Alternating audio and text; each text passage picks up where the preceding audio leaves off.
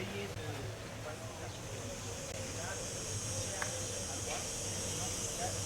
sans être forcé à traverser le reste de la colonie. Comme ça, même qu'il y avait 22 000 personnes ici, dans le reste de la colonie, on n'avait pas l'impression qu'il y avait autant de gens à l'intérieur de la ville. Mais le point où je voulais arriver, je suppose qu'il y avait une arche qui communiquait l'extérieur avec l'intérieur, et c'était à travers de ça que ceux qui venaient de l'extérieur entraient directement au théâtre, l'amphithéâtre, sans traverser le reste de la colonie. Donc si on pouvait suivre ça, on arriverait au cirque de Mérida, qui est à 2 km d'ici, le cirque avec...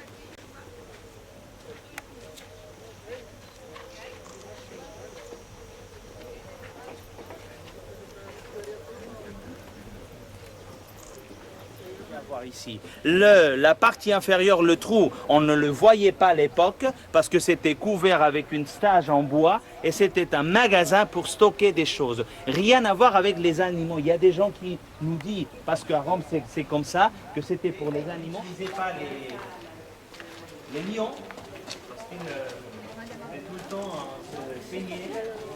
Donc, ils n'ont rien fait. Donc, les lionnes sont celles qui chassent dans la nature, celles qu'on utilisait, mais des hippopotames, des rhinocéros, des crocodiles, des autruches, des éléphants. Imaginez sur un citoyen de Rome qui n'avait jamais sorti de la capitale. On a fait des reconstructions portuaires comme ceux qu'on voit ici. Même que la pierre, on l'a fait avec la même technique que les Romains, on voit la différence entre la pierre ici, il y a 40 ans, et la pierre romaine de l'autre côté. Et je vous ai dit, les pierres où 7 rois musulmans se sont assis pour discuter sur le futur de la ville.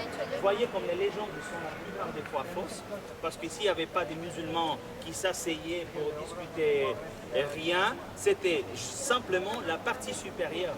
Et les gens de Mérida jusqu'à 1910, les jeunes, les enfants surtout, venaient dans les tunnels qu'il y avait ici pour chercher un trésor. Et bien sûr qu'il y avait un trésor, mais pas le trésor qu'ils avaient cherché. Quand on a excavé 1910, c'est valable, pas seulement les colonnes et les chapiteaux, parce que la structure s'effondrait et la terre, les déchets, quand il était le consul pour la 3e fois que le théâtre était fini, et on sait qu'Agrippa était le consul pour la 3e fois entre l'année 15 et l'année 16 maintenant, Mérida à l'année 93. Il y a une ombre fantastique de l'autre côté de la Seine. On monte et on s'arrête là. Allez.